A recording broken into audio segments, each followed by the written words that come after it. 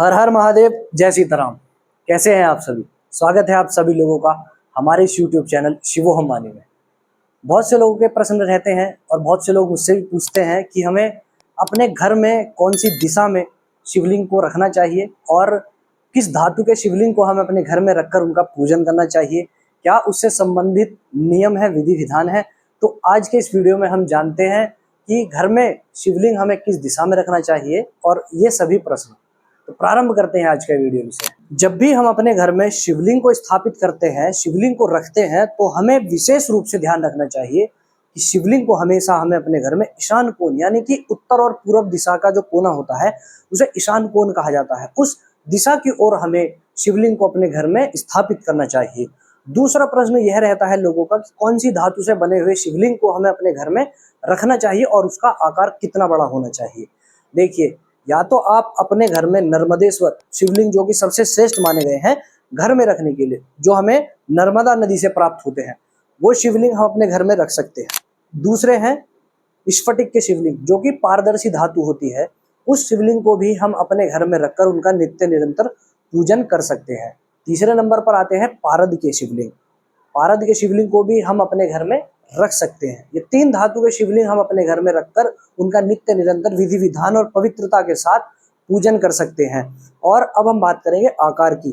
तो घर में रखा हुआ जो शिवलिंग होता है उसका आकार बहुत अधिक बड़ा नहीं होना चाहिए। लगभग 4 से 6 इंच के आकार का ही शिवलिंग हमें अपने घर में रखकर उनका नित्य निरंतर पूजन करना चाहिए। या फिर एक अंगुष्ठ के जो अंगूठा होता है उतने आकार का शिवलिंग हमें अपने घर में रखना चाहिए, उसका नित्य निरंतर पूरे प्रसन्न भाव से पूजन करना चाहिए। अब इसके बाद हम जानते हैं कि जो घर में पूजा करने वाले लोग हैं उनका मुख किस दिशा की ओर होना चाहिए। तो विशेष रूप से ध्यान रखें, भगवान शिव जी के पूजन के समय हमेशा आपका मुख पूरब की तरफ होना चाहिए या उत्तर दिशा की ओर आपका मुख होना चाहिए। ये दो दिशाएं भगवान शिव जी के पूजन के लिए सर्वश्रेष्ठ मानी गई हैं। या तो पूरब की दिशा हो, यानी कि आपका जो मुख है वो पूरब की दिशा की ओर होना चाहिए, या फिर उत्तर की दिशा की ओर आपका मुख होना चाहिए। इसके बाद हम जानते हैं कि जो शिवलिंग की जलाधारी होती है, जहाँ से जब हम जल से अभिषेक करते हैं, वो जल जब गिरे तो वो दिशा कौन सी होनी चाहिए। तो जब भी हम शिवलिंग को रखें तो हमें विशेष रूप से भी ध्यान रखना चाहिए कि जो जलाधारी है, जहाँ से जल निकलता है, वो भाग भी, वो हिस्सा भी उत्तर की दिशा की ओर होना चाहिए।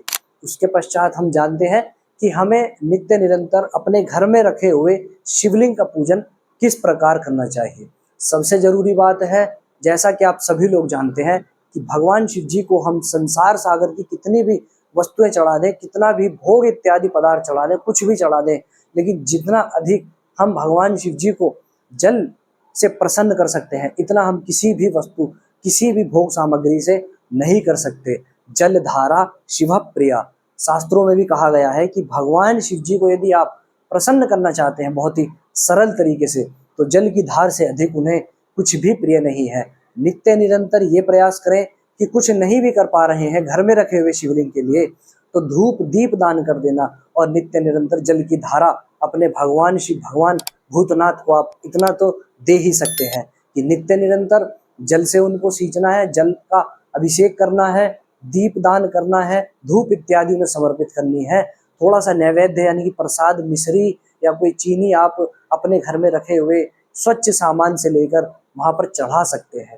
केवल इतना सा कार्य आपको करना है और भगवान शिव जी की कृपा जो है आपके ऊपर बनी रहेगी। आपको ज्यादा कहीं इधर उधर भागने की जरूरत नहीं है।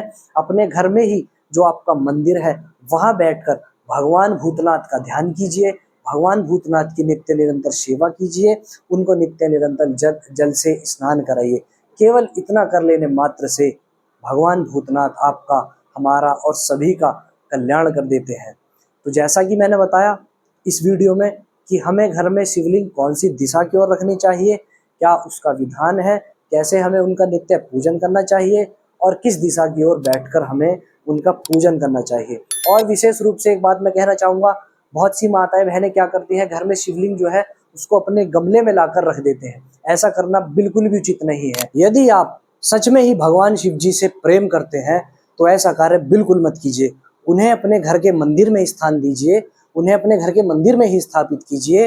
साथ ही में भगवान श्री गणेश और माता पार्वती जी का भी छोटा सा विग्रह जरूर उनके साथ में रखिए। मैं आशा करता हूं कि आज के इस वीडियो में जो विषय आप सभी लोगों को बताया गया है, समझाया गया है, आप सभी लोगों को बहुत ही सरल और सहज तरीके से वो समझ में आया होगा और पसंद भी आया होगा।